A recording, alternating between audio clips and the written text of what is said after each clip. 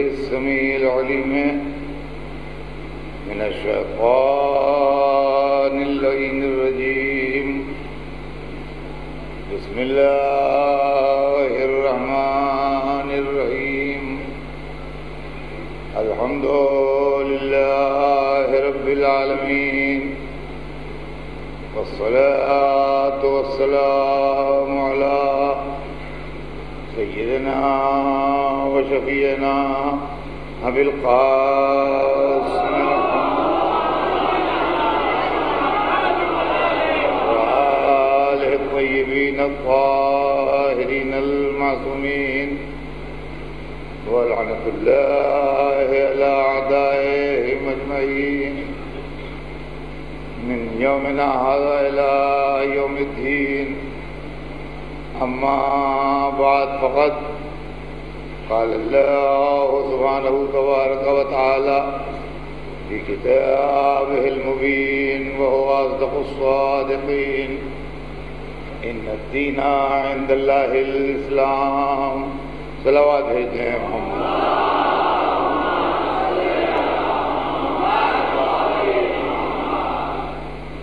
خداوند عالم قرآن مجید میں ارشاد فرما رہا ہے کہ یقیناً دین اللہ کے نزدیک اسلام ہے. ہمارے آپ کے درمیان جس موضوع پر گفتگو ہے وہ موضوع ہے تاریخ اسلام، تعلیمات اہل بیت کی روشنی میں. میں نے آپ کی خدمت میں گزشتہ مجلسوں میں جو چیز عرض کی وہ یہ ہے کہ تاریخ کے اندر حدیث کی کتابوں میں، تفسیر کی کتابوں میں، اس کے علاوہ اسلامی واقعات جن کتابوں میں بھی ہیں، ہم کو غلطیوں کا انبار نظر آتا ہے، اور ان غلطیوں کے نتیجے میں کبھی کبھی اعتراض کرنے والے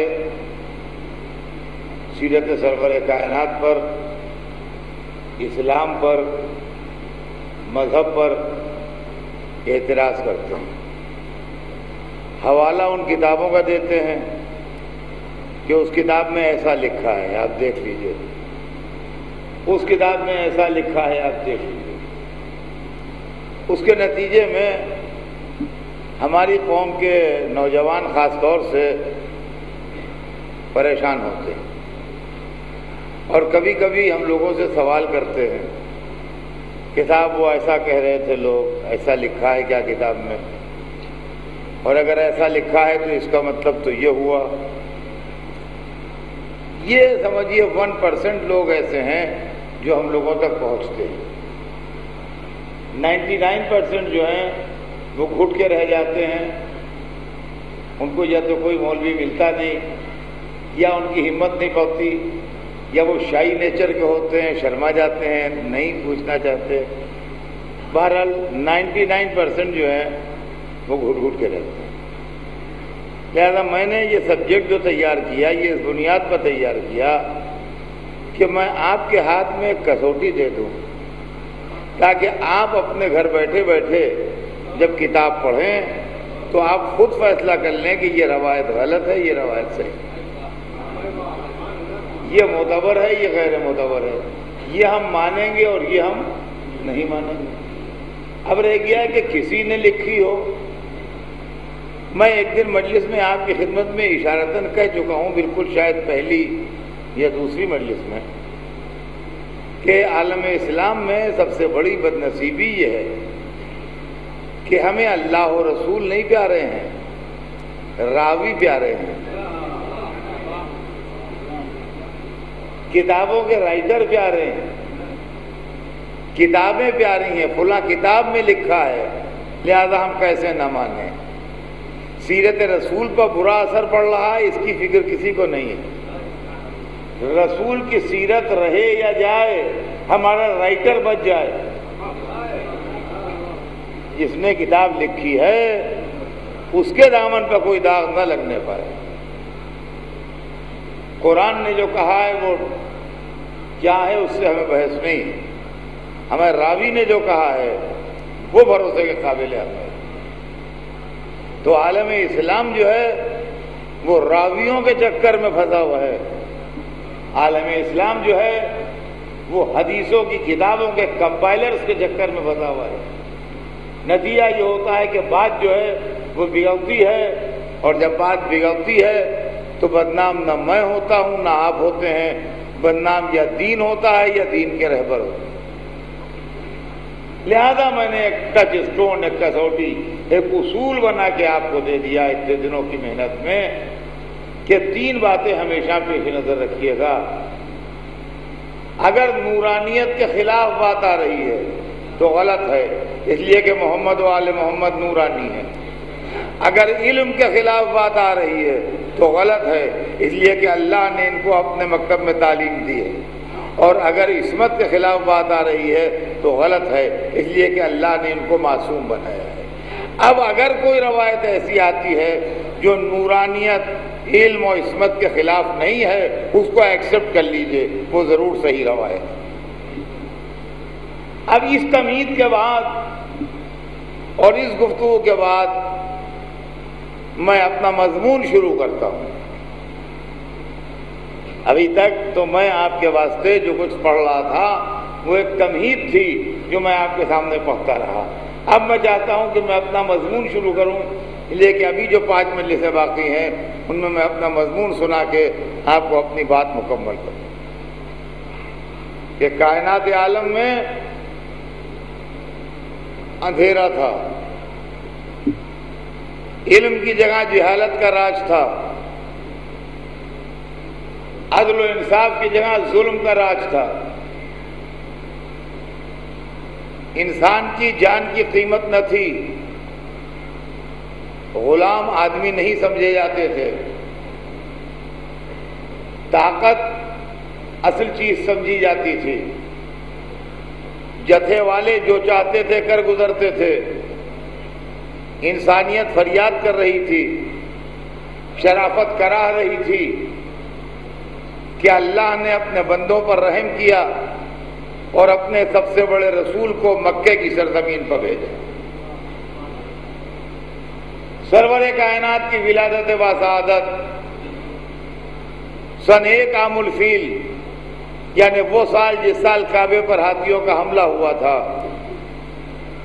17ویں ربیع الاول جمعے کے دن صبح صادق کے وقت مکہ معظمہ میں سرکار کی ولادت ہوئی۔ اب تاریخ ولادت کے سلسلے میں جو علماء اسلام میں اختلافات ہیں، ان اختلافات کے اوپر آپ توجہ نہ دیجیے، اس لیے کہ اس میں آپ اپنا وقت ضائع کر کے کچھ حاصل نہیں کریں گے۔ اس میں وقت ضائع کر کے آپ کو کچھ حاصل نہیں ہوگا۔ رہ گیا یہ کہ ہاں میں نے جو بات پڑھی اس کی جواب دہی میرے ذمہ ہے۔ میں نے جو بات پڑھی وہ یہ کہ 17ویں ربیع الاول جمعے کے دن سن 1 عام الفیل وقت صبح صادق سرکار کی ولادت ہوئی۔ 17ویں ربیع الاول میں نے کیسے پڑھی؟ میری دلیل یہ ہے کہ بہت سے معاملے ایسے ہوتے ہیں جس کے اندر فیملی سورس معتبر ہوتا ہے۔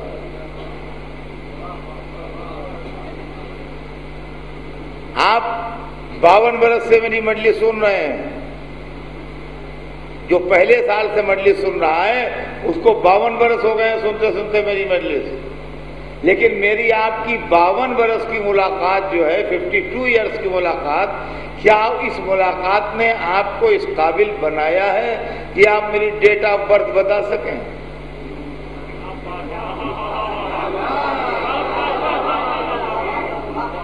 کیا اس 52 سال کی ملاقات نے آپ کو اس قابل بنا دیا ہے کہ آپ میری ڈیٹ آف برتھ بتا سکیں؟ معلوم ملاقات اپنی جگہ ہے، ڈیٹ آف برتھ بالکل ایک پرائیویٹ اور پرسنل معاملہ ہے۔ یہ معلوم کرنا ہے تو میرے گھر والوں سے پوچھئے، مجلس میں آنے والوں سے نہ پوچھئے۔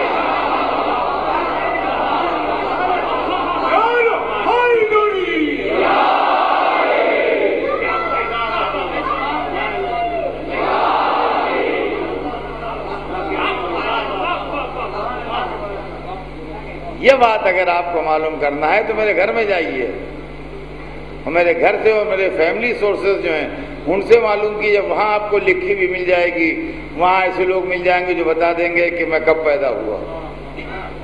تو دیکھیے تاریخ پیدائش بھی اور تاریخ وفات بھی یہ دونوں فیملی سورسز سے معلوم ہوتی ہیں۔ ہمیں رسول کی تاریخ ولادت بھی معلوم ہے، ہمیں رسول کی تاریخ وفات بھی معلوم ہے، لیکن ہمارا سورس سن لیجئے، پیدائش کی تاریخ ابو طالب نے بتائی، وفات کی تاریخ علی نے بتائی۔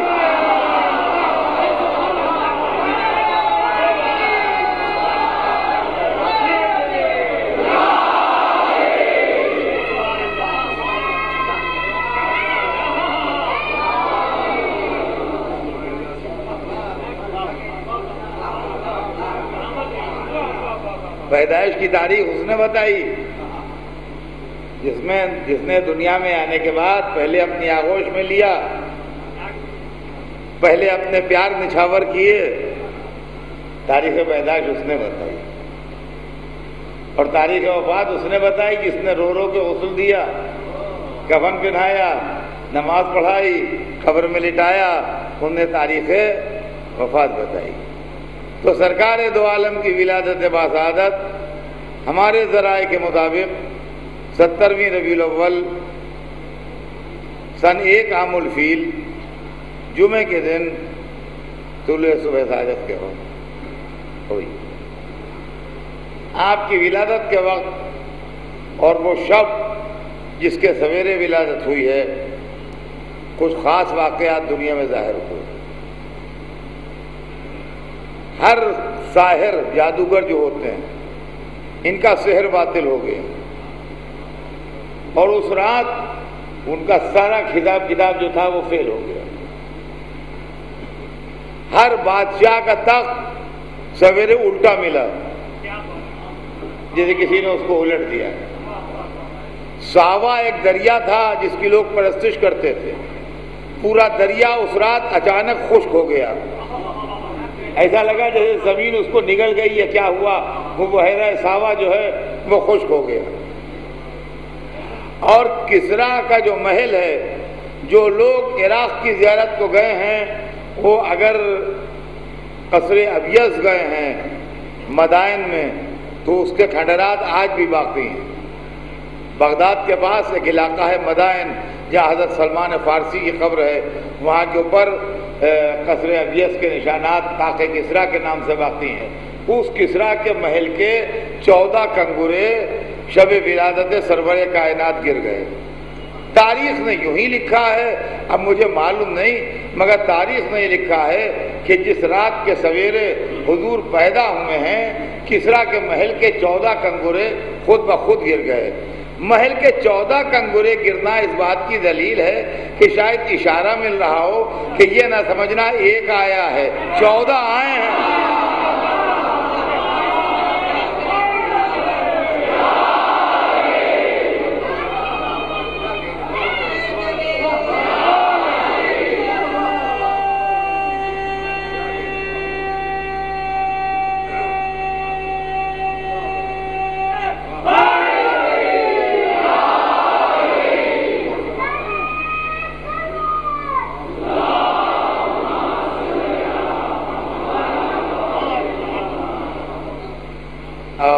آپ کی والدہ گرامی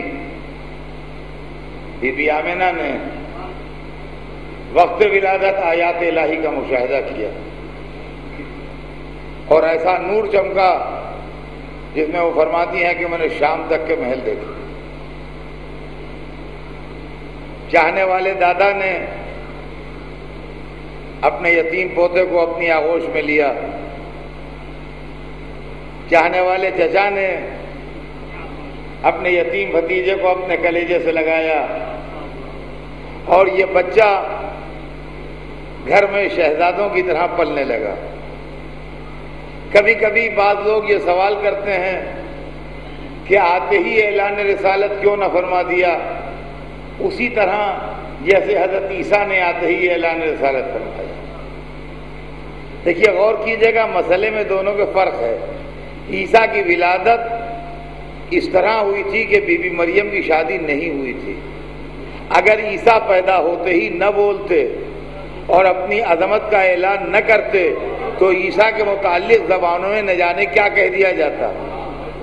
لہذا جناب عیسیٰ کے لیے ضروری تھا کہ وہ ولادت کے ساتھ اپنی عظمت و جلالت و نبوت کا اعلان کریں، تاکہ جن دماغوں میں بیماری اور مرض ہے ان دماغوں سے خراب خیالات جو ہیں وہ نکل جائیں۔ سرور کائنات کی ولادت کے وقت ایسا کوئی مسئلہ درپیش نہیں تھا، لیکن یہ تصور کر لینا کہ یہ نبی نہیں پیدا ہوئے تھے یہ غلط ہے۔ نبی آیا دنیا میں تو نبی تھا، اب رہ گیا یہ کہ اس نے کار نبوت کب شروع کیا، یہ ایک الگ مسئلہ ہے۔ دیکھیے یہ دو باتیں ہیں، بچے اس فرق کو سمجھیں، یعنی وہ اس صلاحیت کا مالک ہے کہ نہیں۔ میں بمبئی آیا مجلسیں پڑھنے کے لیے، مجلس پڑھنا ہے مجھے آج رات سے، میں سویرے آیا، سویرے کی فلائٹ سے 9 بجے دن کو پہنچا بمبئی، مجلس پڑھنا ہے مجھے 9 بجے رات کو، تو کیا 9 بجے دن سے جب سے میں بمبئی آیا کیا میں ذاکر نہیں ہوں؟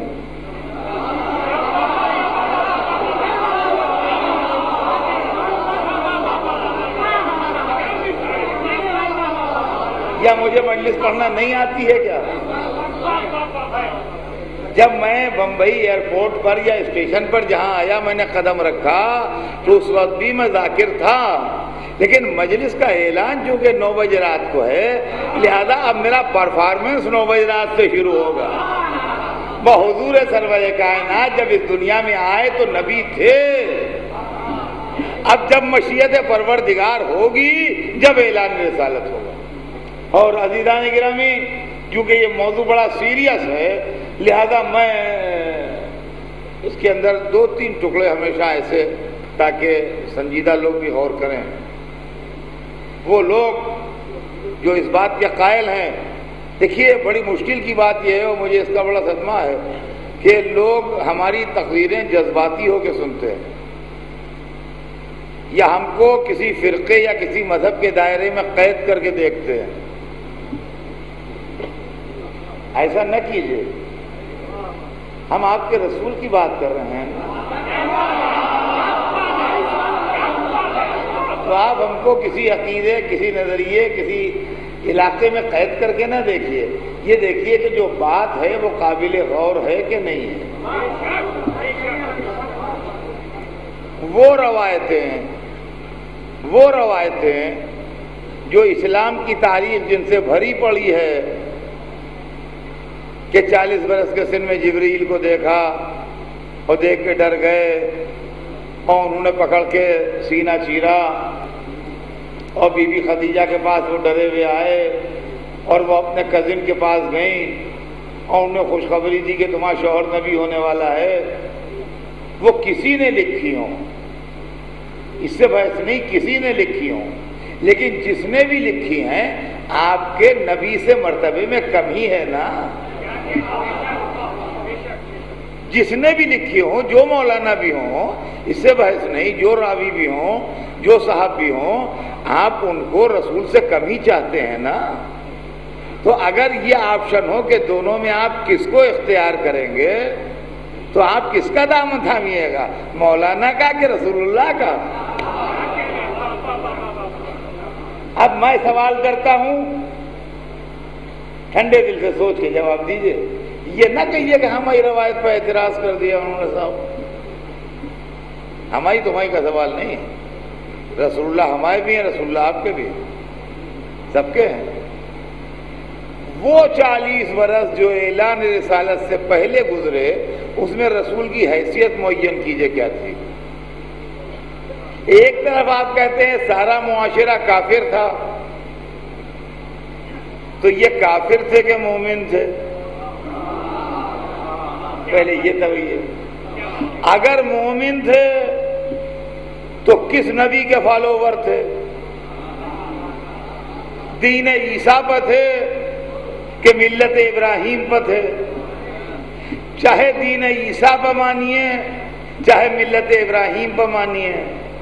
اگر ملت ابراہیم پر تھے تو ابراہیم ان کے نبی تھے، یہ ان کے امتی تھے. اگر دین عیسیٰ پر تھے تو عیسیٰ ان کے نبی تھے، یہ امتی تھے. تو 40 برس تک یہ سبارڈینیٹ رہے کسی نبی کے، اس کے بعد حاکم بن گئے اس کے. آپ حیثیت معین کیجئے کہ آپ کے رسول کی حیثیت کیا ہے. آپ کو سوچنا پڑے گا کہ 40 برس کا سن پختہ عمر کا سن ہوتا ہے. بچپن نہیں ہوتا کہ ان کا بچپن تھا اس میں کیا نہ. 40 برس کی عمر میں انسان کے اندر پختگی اور میچورٹی پیدا ہو جاتی ہے. تو سرور کائنات کا بچپن جو گزرا، کمسنی جو گزری، نوجوانی جو گزری، جوانی جو گزری، یہ کس حیثیت سے گزری؟ ہم نے جو اہل بیت کے ذریعے معلوم کیا وہ یہ معلوم ہم کو بتایا گیا کہ وہ اس دنیا میں تشریف لائے بحیثیت نبی کے، اور مرسل اعظم تھے وقت ولادت بھی. وہ یہ نہیں کہ بعد میں ہو گئے، اعلان بعد میں ہوا. رہ گیا ہے کہ کام کی نوعیت کا معاملہ جو ہے وہ بھی سمجھ لیجیے آپ. میں اکثر پڑھتا ہوں یہ بات، نہیں ہے کہ کسان کا کام اس دن سے نہیں شروع ہوتا جس دن سے زمین میں بیج ڈالتا ہے، بلکہ وہ آن کے زمین کو تیار کرتا ہے، ہل چلاتا ہے، پانی دیتا ہے، فرٹیلائزر ملاتا ہے. جب کھیتوں کی زمینیں تیار ہو جاتی ہیں اور موسم مناسب ہوتا ہے اس کے بعد وہ اس میں بیج ڈالتا ہے. جب اگتے ہیں ایسے ہی زمین پر بیج ڈال دیجئے تو چڑیاں چگ جائیں گی، بیجوں کو کچھ اگنے والا نہیں ہے.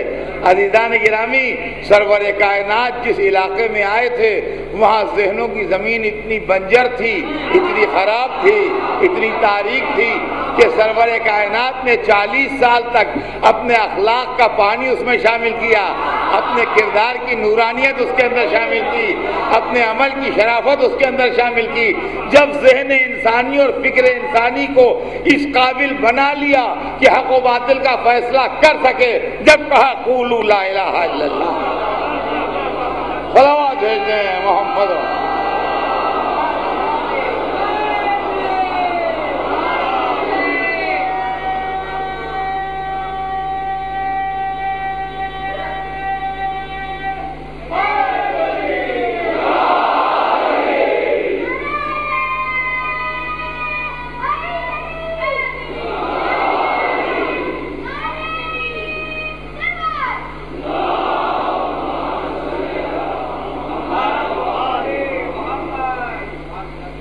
آپ کی سیرت پاک کے تعلق سے یہ کتابوں میں لکھا ہے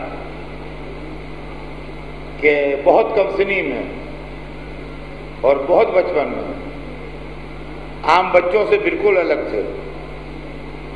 نہ وہ انداز تھے، نہ وہ طور طریقے تھے، نہ وہ کھیل کود تھا، نہ وہ کیفیتیں تھی جو بچوں میں ہوتی ہیں، بلکہ سنجیدگی، ذہن کی پختگی، فکر کی بلندی، اخلاق کی وسعت، ان تمام چیزوں نے مل کے اس بچے کو عام بچوں سے بالکل الگ بنا دیا.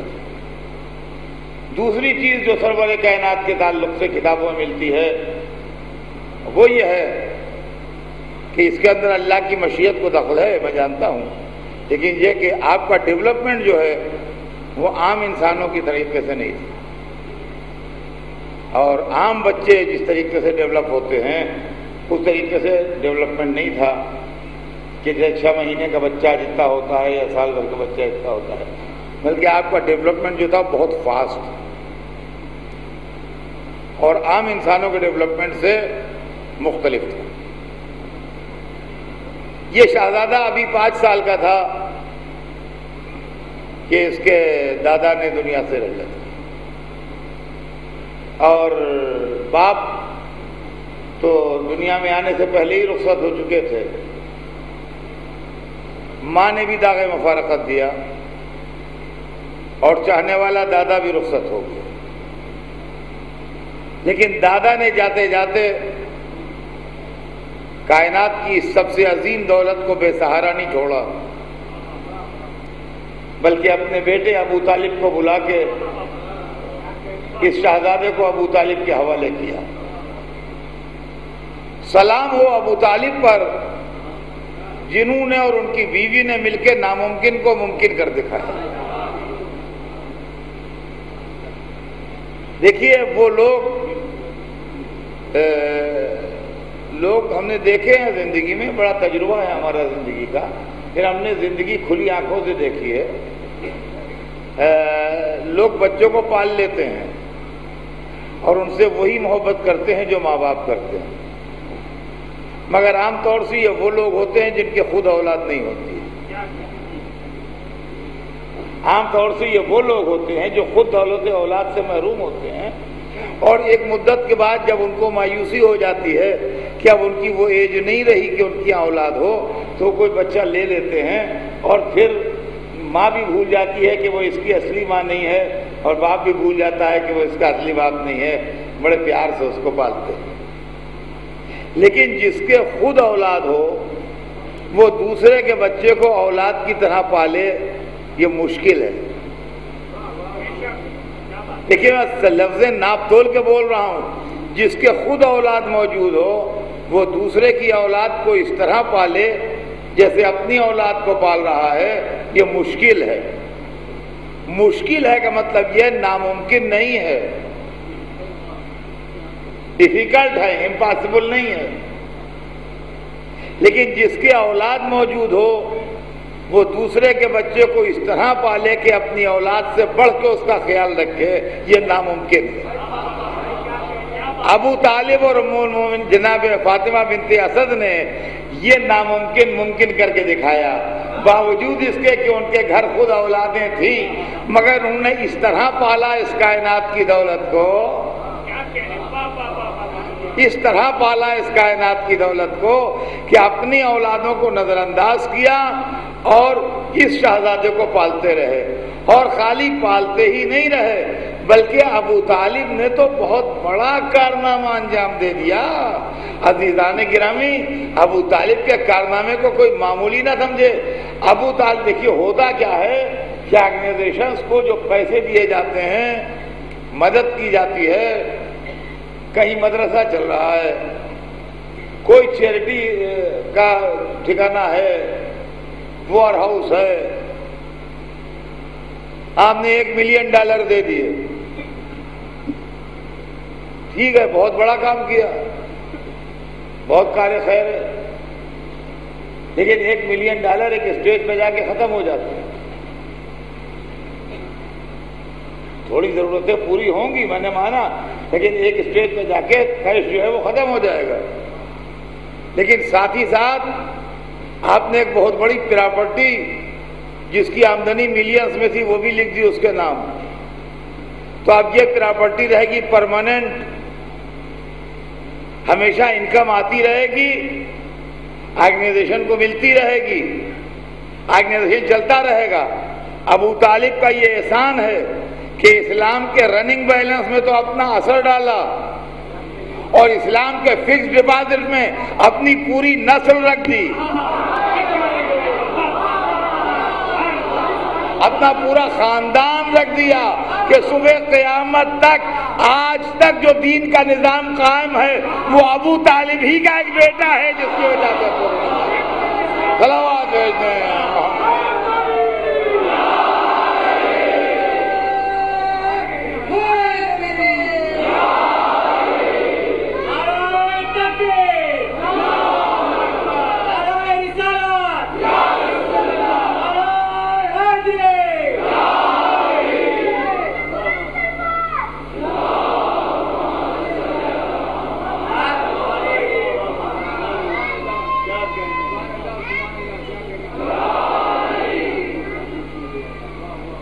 قافلہ مکے سے تجارتی قافلہ ہر سال نکل کے شام جاتا تھا۔ رسول اللہ کی نوعمری تھی۔ تاریخ میں 2 ورژن ہیں، ایک یہ کہ چچا خود لے گئے، ایک یہ کہ بھتیجے نے کہا ہم بھی چلیں گے، اب جو بھی ہو ساتھ لے کے گئے۔ مکے اور شام کے بیچ میں سیریا ہی کے علاقے میں ایک جگہ ایسی ہے جہاں سامنے قافلے ٹھہرتے ہیں اور اوپر سامنے ادھر پہاڑی ہے اور اس پہاڑی کے اوپر ایک چرچ ہے. اس چرچ میں ایک راہب رہتا تھا, ایک عالم رہتا تھا.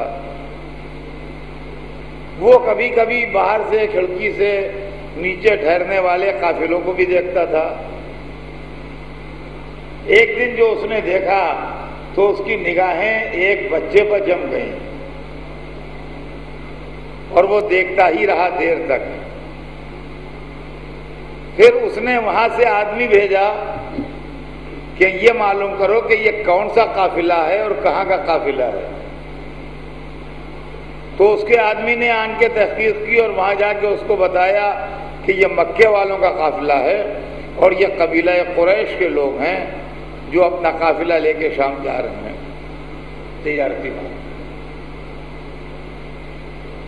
اس نے وہاں سے میسج بھیجوایا سردار قافلہ کے نام جو جناب ابو طالب تھے کہ ہماری خواہش یہ ہے کہ آج رات کو آپ کھانا ہمارے ساتھ کھائیں, نان و نمک ہمارے یہاں نوش کریں, کھانا ہمارے ساتھ. ظاہر ہے کہ ایک اخلاقی دعوت تھی. کوئی آدمی کسی کو اخلاقاً کھانے میں بلاتا ہے. جناب ابو طالب نے اس دعوت کو قبول فرمایا اور اپنے ساتھ اپنے قافلے والوں کو لے کے چلے گئے.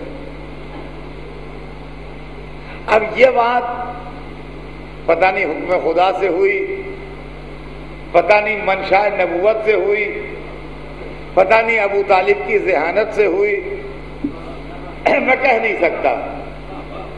لیکن ابو طالب جب قافلے والوں کو لے کے پہنچے تو وہ راہب ایک ایک سے ملا میزبان کی حیثیت سے اور ہر ایک کو اس نے انٹرٹین کیا, جس کو کہتے ہیں آج کی زبان میں. اور اس کے بعد ابو طالب سے کہنے لگا کہ ایک آدمی اس میں کم ہے, آپ جو لوگ لائے ہیں اس میں ایک آدمی کم ہے. تو ابو طالب نے کہا کہ ہاں ایک آدمی کم ہے, ہمارا بھتیجا ہے, وہ ہم اس کو لائے نہیں, اس کو سامان کے پاس چھوڑ دیا ہے. بات یہ ہمارے پاس سامان بھی ہے تو کوئی آدمی سامان کی حفاظت کے لیے ہونا چاہیے, تو ہم نے اس کو سامان کی حفاظت کے واسطے چھوڑ دیا. تو کہنے لگا کہ ہم اپنے آدمی بھیجے دیتے ہیں, وہ آپ کے سامان کی حفاظت کریں گے اور اس کو آپ بلائیے, اسی کے لیے تو ہم نے دعوت کی.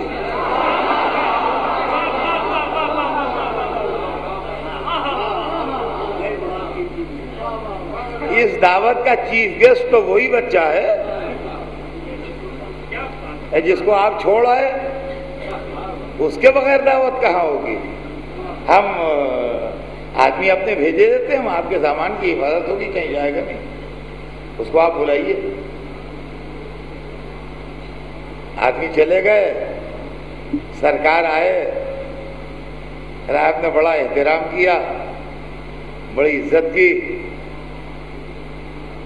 چیف گیسٹ کے طریقے سے ٹریٹمنٹ دیا, کھانا کھلایا. اور جب کھانا وانا ہو گیا, لوگ ادھر ادھر کی باتیں کرنے لگے, تو راہب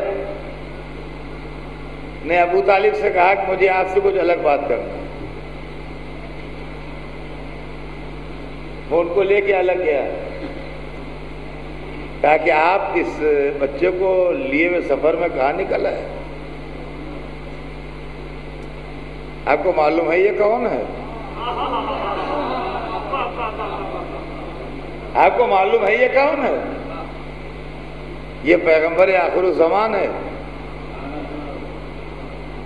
میں اس کے اندر سارے وہ آثار دیکھ رہا ہوں جو میں نے تورات و انجیل میں پڑھے ہیں.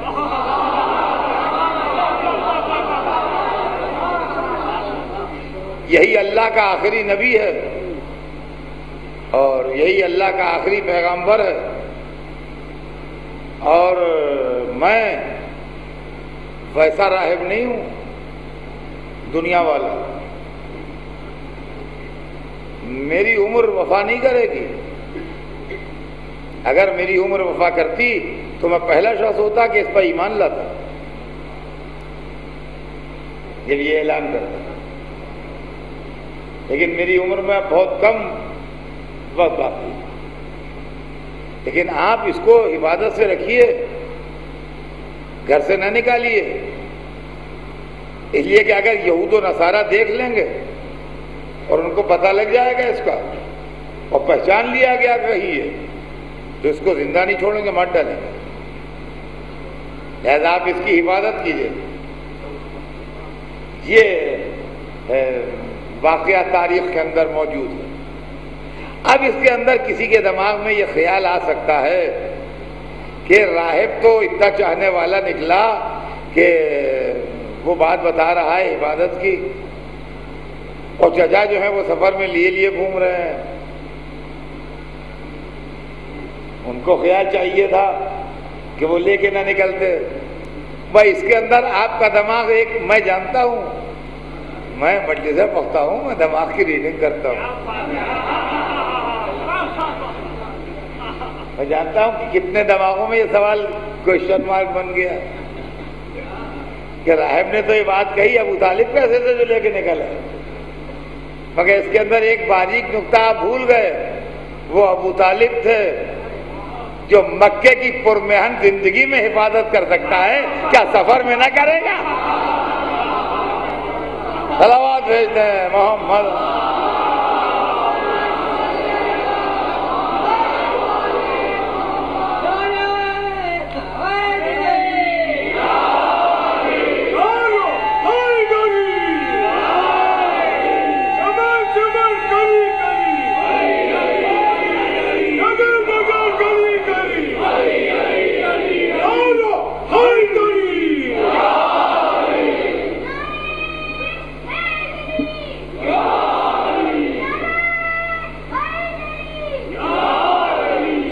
اچھا صاحب اب سنیے بس چند منٹ۔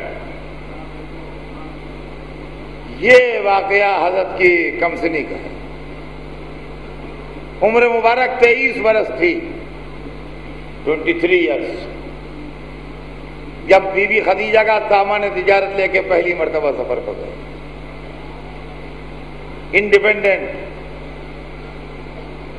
قافلے کے سردار کی حیثیت سے۔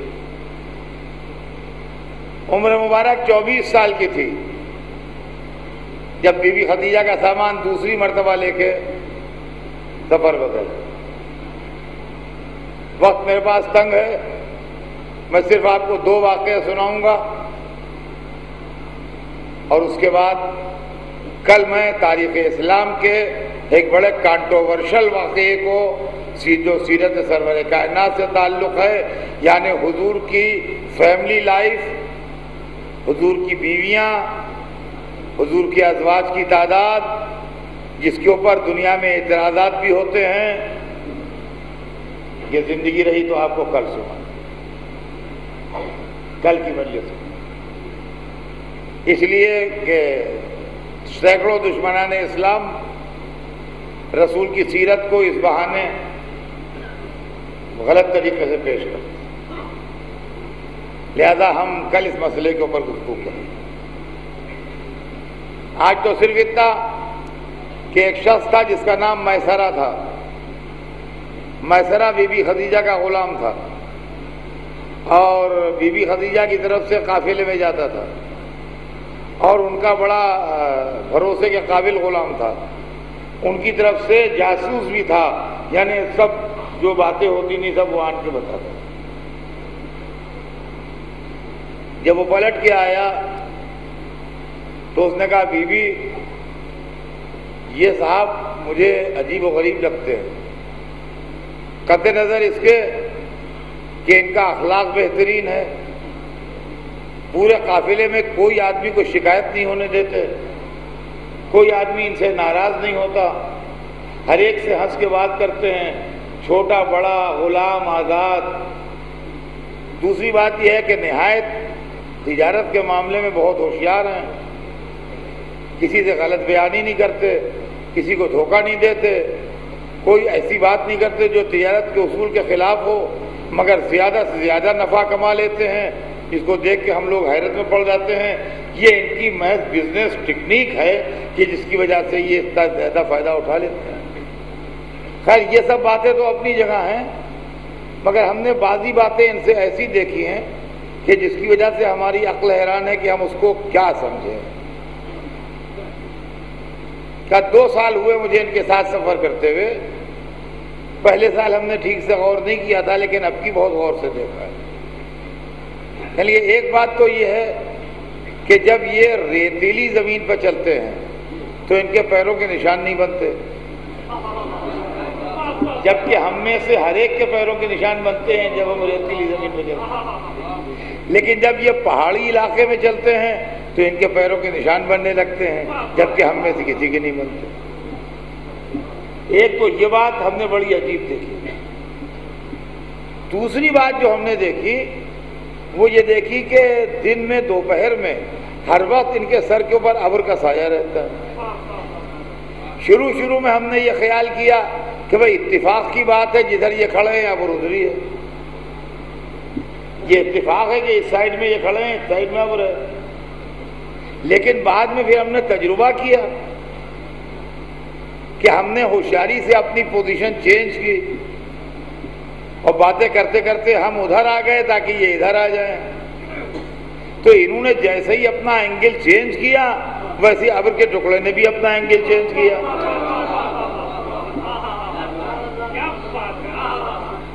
اور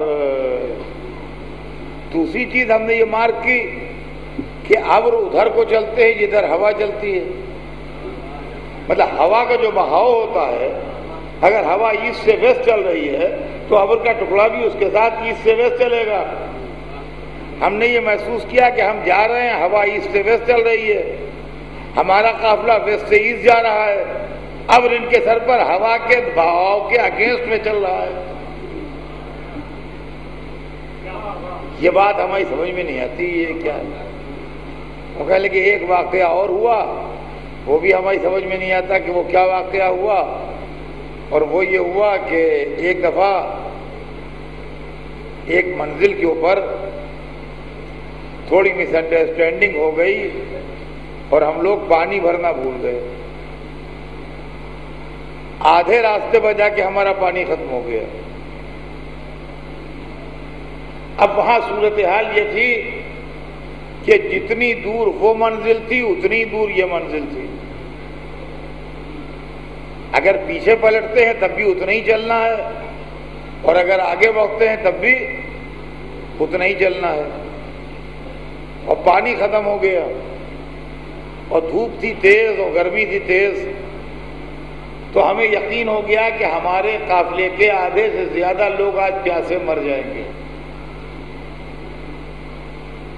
اس لیے کہ دونوں صورتوں میں ہمیں ٹائم اتنا ہی دینا پڑے گا اور اس بیچ میں پانی ہمیں ملے گا نہیں کہیں۔ تو کہتا ہے کہ چونکہ یہ سردار قافلہ ہیں لہذا ہم نے یہ ضروری جانا کہ ان کو سچویشن سے باخبر کریں کہ ہم کس مصیبت میں پھنس گئے ہیں۔ تو کہنے لگے ہم نے ان کو اطلاع دی کہ ہم اس مصیبت میں گرفتار ہو گئے ہیں۔ تو کہنے لگے بی بی نہ یہ پریشان ہوئے، نہ یہ گھبرائے، نہ ان کے اوپر کوئی اضطراب ہوا، انہوں نے بڑے اطمینان سے بہت پیسفلی ہماری بات سنی، اور اس کے بعد جہاں یہ کھڑے ہوئے تھے وہاں سے 1 گز 1.5 گز ایک طرف گئے اور وہاں زمین دیکھی، ہم سے کہنے لگے یہاں پر کھودو، یہاں پر کھودو۔ تو کہنے لگے ہم لوگوں نے کھودنا شروع کیا، کہ ذرا سا کھودا تھا کہ وہاں سے پانی ابلنے لگا، اور ایسا صاف، ایسا عمدہ، ایسا میٹھا چشمہ نکلا کہ وہاں پانی پانی ہو گیا جنگل میں۔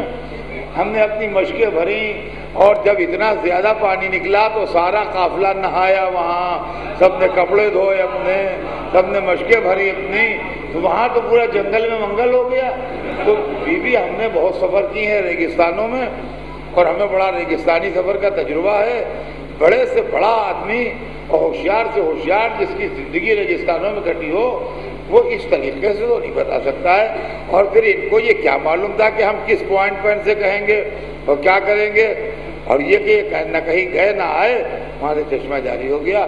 یہ واقعات ایسے ہیں کہ جس کی وجہ سے ہم بالکل حیرت میں ہیں کہ یہ کس ٹائپ کے آدمی ہیں اور ان کے اوپر کیا چیزیں ہیں۔ تو عزیزان گرامی، سرور کائنات کی یہ زندگی کے واقعات تاریخ کے اندر لکھے ہیں. یہ جو میں پڑھ رہا ہوں آپ کے سامنے، کسی دماغ میں یہ نہ آئے کہ میں اپنی طرف سے گڑھ کے پڑھے دے رہا ہوں. میں جو پڑھ رہا ہوں تو یہ واقعات ڈائریکٹ مجھ پر نازل نہیں ہوئے ہیں، میں نے بھی کسی کتاب میں پڑھ کے آپ کو سنائے ہیں. لیکن ایک بات کا مجھے صدمہ ہے، اور بہت زیادہ صدمہ ہے، کہ ہمارے مسلمان بھائی کتنے بھولے ہیں کہ اس تاریخ کے بعد بھی اسی بات پر زور دے رہے ہیں کہ ہمارے جیسے تھے.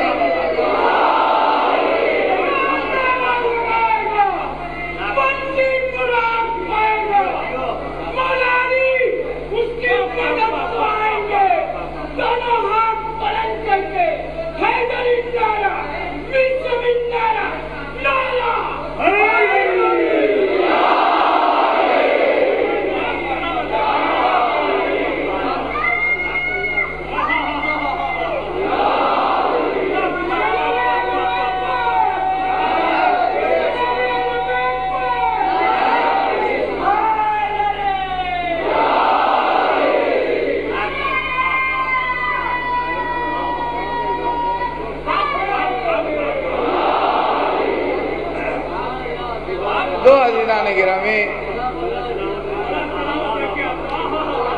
یہ حیات سرور کائنات، یہ وہ تاریخ ہے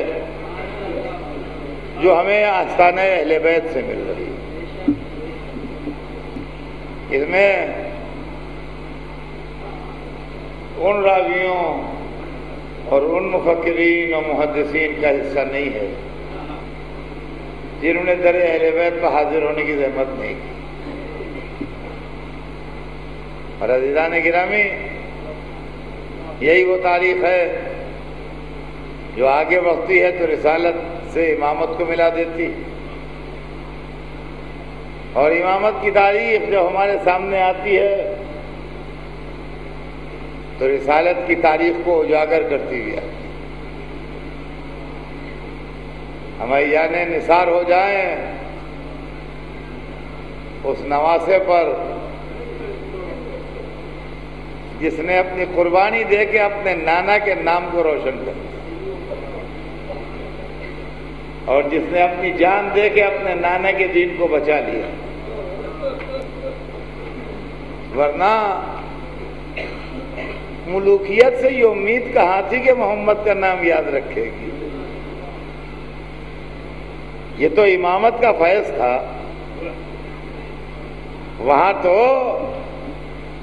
ملوکیت کا نعرہ یہ تھا کہ لعبت ہاشم بالملک ولا خبر جا ولا وحی نظر. یہ ہے بادشاہت. یہ یزید کا شعر ہے جب حسین کا سر سامنے پیش کیا گیا تو کہتا ہے کہ لعبت ہاشم بالملک ولا خبر جا ولا وحی نظر. ہاشمیوں نے ملک کے ساتھ ایک کھیل کھیلا تھا، سیاست تھی، ملک حاصل کرنے کے لیے کھیل تھا. خبر جا ولا وحی نزل، نہ خبر آئی تھی نہ وحی نازل ہوئی تھی. نہ خبر آئی تھی نہ وحی نازل ہوئی تھی. بد نصیبی کی بات تو یہی ہے کہ ان اشعار کی موجودگی میں بھی لوگ یزید کو مسلمان کہتے ہیں. ہمارا جیسا کوئی مسلمان اگر قرآن کی ایک آیت سے انکار کر دے تو بالاتفاق وہ کافر ہے. اس کے اندر دو رائے نہیں ہے، ایک قول بھی ہمیں حمایت میں نہیں ملے گا کسی. اگر قرآن کی کسی ایک آیت سے بھی ہم انکار کر دیں تو سارا عالم اسلام یونانیمس فیصلہ دے گا کہ یہ آدمی کافر ہے، اس لیے کہ یہ آیت قرآن کا جز ہے وہ یہ انکار کر رہا ہے. لیکن یزید پورے قرآن سے انکار کر رہا ہے. خدا برا کرے پیسے کی لالچ کا کہ اس کے بعد بھی مسلمان، لیکن ہماری جانیں نثار ہو جائیں حسین ابن علی پر، جس نے وہی پہ جواب دیا۔ امامت کا زمانہ تھا چوتھے امام کی، جواب ان کو دینا چاہیے تھا، لیکن وہ جواب دیتے تو ان کو دلیل دینا پڑتی۔ کٹے سر سے حسین بولے تو یہ واقعہ خود دلیل بن گیا، اب دلیل کی ضرورت نہیں۔ جب اس نے انکار کیا کہ نہ خبر آئی تھی نہ وحی آئی تھی، تو روایت بتاتی ہے کہ خوش کھوٹے ہوٹھ ہلے اور آواز آئی سیعلم الذین ظلموا ای منقلب ینقلبون، ان قریب ظالموں کو معلوم ہو جائے گا تو کس کروٹ پلٹائے جاتے ہیں۔ قرآن پاک کی آیت سے حسین نے اس کو جواب دے دیا کہ انکار وحی کرنے والے کیسے انکار کرے گا، میں کٹے سر سے قرآن پڑھ رہا ہوں۔ عزیزان گرامی، تاریخیں گزر رہی ہیں، ایام عزا تمام ہو رہے ہیں، محرم گزر رہا ہے، سیدہ کا لال اب چند دن کا مہمان ہے۔ ہم حسین کے چاہنے والوں کا ذکر کرتے ہیں، حسین کے ناصروں کا ذکر کرتے ہیں۔ تاریخ بتاتی ہے کربلا کے میدان میں صبح سے بازار شہادت گرم ہوا، جہاد شروع ہوا، یہاں تک کہ جہاد ہوتے ہوتے کربلا کے میدان کا سورج ڈھلا، اور ادھر سورج ڈھلا ادھر ابو ثمامہ سیداوی آگے بڑھے، عرض کی یا ابن رسول اللہ، دل چاہتا ہے ایک نماز اور آپ کے ہمراہ پر۔ یہی وہ لوگ تھے جو نمازوں کو قائم کر گئے، یہی وہ لوگ تھے جن کی وجہ سے آج تک مسجدیں آباد ہیں، یہی وہ لوگ تھے جن کی وجہ سے سجدے زندہ ہیں۔ کہ ایک نماز آپ کے ہمراہ پڑھ لیں۔ حسین نے آسمان کو دیکھا، فرمایا نام ھذا اول وقتھا، ہاں ابو ثمامہ صحیح کہتے ہو، یہ اول وقت نماز ہے۔ اچھا ان سے کہو اتنی دیر لڑائی روکیں کہ ہم نماز پڑھ لیں۔ گستاخوں نے بڑا نازیبہ جملہ کہا، حسین ابن نمیر ملعون نے شان امامت میں گستاخی کی۔ اس وقت بچپن کے دوست حبیب نے مظاہر سے تاب نہ آئی، تلوار کھینچ کے جھپٹے، کہا ما تقول یا ابن فائلہ، اور بد کردار ماں کے بیٹے کیا بکتا ہے۔ کہ تاریخ بتاتی ہے ایک ہی وار میں اس کو گھوڑے سے نیچے گرایا، اور اس کے بعد جہاد کے لیے میدان اتر گئے لشکر میں۔ ادھر چھوٹی سی جماعت سب باندھ کے کھڑی ہوئی، حسین کے سامنے سعید ابن عبداللہ اور زہیر قین کھڑے ہو گئے۔ کبھی جو تیر آتا تھا سعید اپنے سینے پر روکتے تھے، کبھی جو تیر آتا تھا زہیر اپنے سینے پر روکتے تھے۔ امام نماز پڑھ رہے تھے، سعید و زہیر سینے پر تیر روک رہے تھے، یہاں تک کہ کربلا کے میدان میں جنت کے شہزادے کی نماز تمام ہوئی۔ ادھر نماز تمام ہوئی، ادھر امام نے دیکھا، سعید نے ہاتھ جوڑے، ہاتھ جوڑ کے عرض کرتے ہیں رضیت یا ابا عبداللہ، اے ابو عبداللہ آپ مجھ سے راضی ہوئے؟ یا حسین آپ مجھ سے راضی ہوئے؟ اور حسین نے فرمایا ہاں میں تم سے راضی ہوں۔ بس جیسے ہی سنا کہ امام راضی ہیں ویسے ہی گرے، روح گلشن جنت کو پرواز کر گئی۔ امام سعید کی میت کے برابر بیٹھ گئے، اپنے ہاتھ سے ایک ایک تیر نکالنا شروع کیا۔ میں کہوں گا سعید سینے سے تیر نکل رہے ہیں کہ دل سے ارمان نکل رہے ہیں؟ یہ ہاتھ کسے نصیب، یہ زانو کسے نصیب؟ رسول کا نواسا تمہارے سینے سے تیر نکال رہا ہے، ایک ایک تیر سینے سے نکالا۔ میں کہوں گا مولا یہ امتحان ظہر ہے جو شہید کے سینے سے تیر نکال رہے ہیں، ابھی دن ڈھلنے دیجئے، امتحان عصر اس سے زیادہ سخت ہے۔ عباس کی میت پر رونا ہوگا، قاسم کی لاش کے ٹکڑے لانا ہوں گے، اے حسین علی اکبر کے کلیجے سے برچی نکالنا ہے، علی اصغر کے گلے سے تیر نکالنا ہے، ننھی سکینہ سے دامن چھڑانا ہے۔ واہ